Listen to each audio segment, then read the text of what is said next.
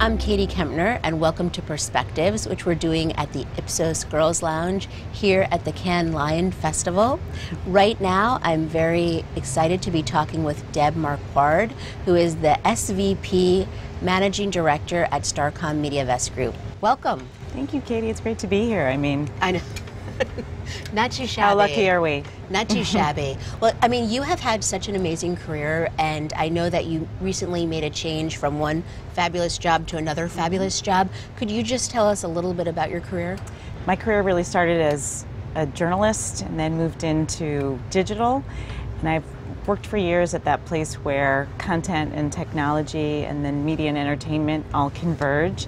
And the last 10 years I was at L'Oreal USA in different media and integrated marketing roles across a number of brands. And then I made a switch to the agency side, and very happy to join SMG, working in experience design and doing a lot right now, focusing on marketing to women with some of our clients. So I wanted to just focus a little bit on, you went from the client side now to the agency side, and you did make a change, and a lot of people, either if they're forced to make a change or they just know that they're not completely satisfied and they want to try something new, are frightened, or and you have a daughter, so you have a family, so there's so many different things to think of when you are making a change. Can you talk a little bit about just sort of your mindset around that and what other women could take from that?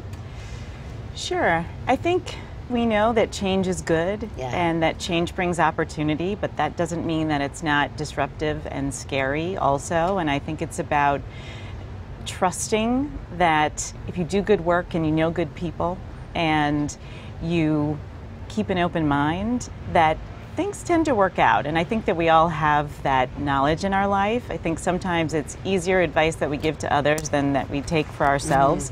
But I think one of the remarkably positive things about making a change is it broadens the lens. There's a comfort from routine and from familiarity, and I think that the real way to grow and develop and continue to learn is to shake things up. And I think it has been incredibly broadening and refreshing to have everything be different.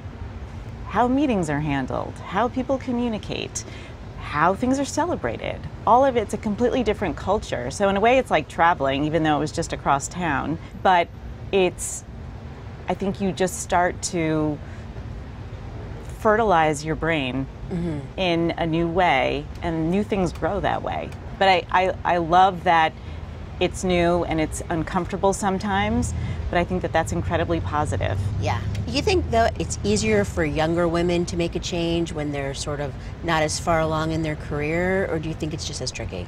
There's a part of you that says, you're young, just try lots of things. And then I think we lament the fact that millennials are always changing jobs and there's no loyalty. So I don't know, somewhere in between. But I think before you have a family, it's great to just have a lot of experiences. Find your path, find where you're comfortable. I do think at a certain point it's important to build equity somewhere. And to be known and to become a contributory member of something, which you do.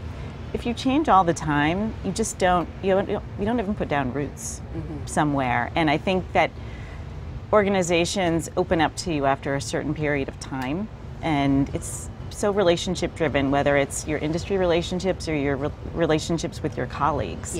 It's incredibly important. So, well, you do have a family, you have a daughter, and one of the things I'm especially interested is in how working women who have very big careers like you are able to find balance in their life. Now, let me just say that quickly, that a lot of people don't seem to like the word balance. So let's call it whatever you like. Do you like the word balance, by the way? I like the word balance. I think it's sometimes misapplied because I think for me personally, sometimes it creates a standard that I feel I have to achieve. And so when the alternative is out of balance, and I don't know that I would describe that as my state also, as the alternative. But I think it's just doing what works for you. I don't want to say that balance is a myth. I think it just means different things to different people. Oh, I completely agree. And we all make our choices, And it's a choice we know when things are a little out of control. Yeah. One of the things I've learned the older I get is I don't have to do it all myself. And there are some things I'm not willing to compromise on. Mm-hmm. And if those things mean I have to do it myself, I'm also okay with that. Mm-hmm. I have a terrific husband. I have good help and good friends. I think I never appreciated before I worked and was a parent how important it is to be close to family geographically. Yeah. It's hugely important, and I'm envious of those that have their families even closer than mine is. But you have to outsource things, and you have to keep focus. I think it's about editing what's really important to you, and then focusing on those things and not feeling guilty or judged or comparing. Everyone's life is different, and I think some people make it look incredibly easy, and I think everyone has their struggles. You just find your own way. One thing that's fun about being a parent these days is I've grown my own focus group, and just understanding millennials, and my daughter's a little young, but through babysitters and other things, it's a great lens onto everything that I really do in my job. There's a symbiotic relationship, so they're not separate entities. I think for me, the trick is how they combine, because it's all enriching. Yeah. It's not my work or my life, it's both together. And involving my daughter in my life and my work, and she's interested in knowing what I do and taking her along. And it's funny, she drew something and showed me the other day, and I asked her if I could take it and put it in my office. She said, "No, Mommy, it's for my office." And it's up on her desk, and she likes the thought of her office and her space and her work. Really? And it's pretty interesting to observe. And she's 9, She's right? 9. That's amazing. So then, just in terms of, I've talked with some women, they say, they try to keep their work life and their personal life very, very separate. And I've talked to women that say, it's my life, it's one life. I try to integrate them, sort of as what you're saying, because otherwise I'm all over the place. So what are some of the other ways that you're able to do that? Well, our industry is incredibly social, and I happen to live you don't say. It's like this all the time. And I'm fortunate to live in a town that actually has a lot of folks in the industry, so in that way your social life can bleed into your personal life.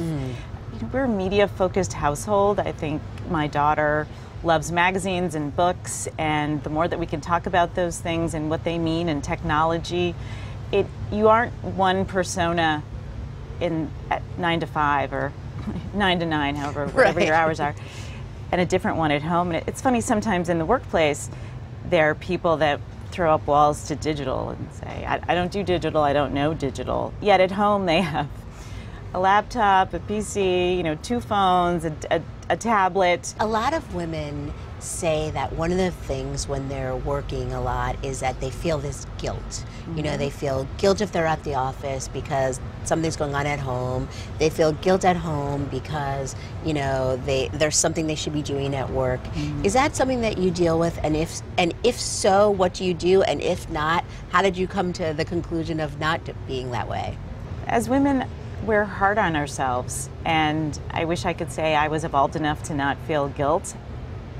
The older I get, the more forgiving I am with myself and accepting of myself. And it's a give and a take, because the person I end up apologizing to most of all is probably my husband. And he's wonderful, but it's an acknowledgement that it isn't one-sided. It might be this week or the next, but it's going to trade off. And give as much as you can when you can, and work to keep it in balance. But that's the thing about loving somebody and building a life with them, is they understand the ups and the downs. Yeah. So that's helpful. And turning off that, Ariana Huffington says, that critical roommate that lives inside your head. I've been working on that.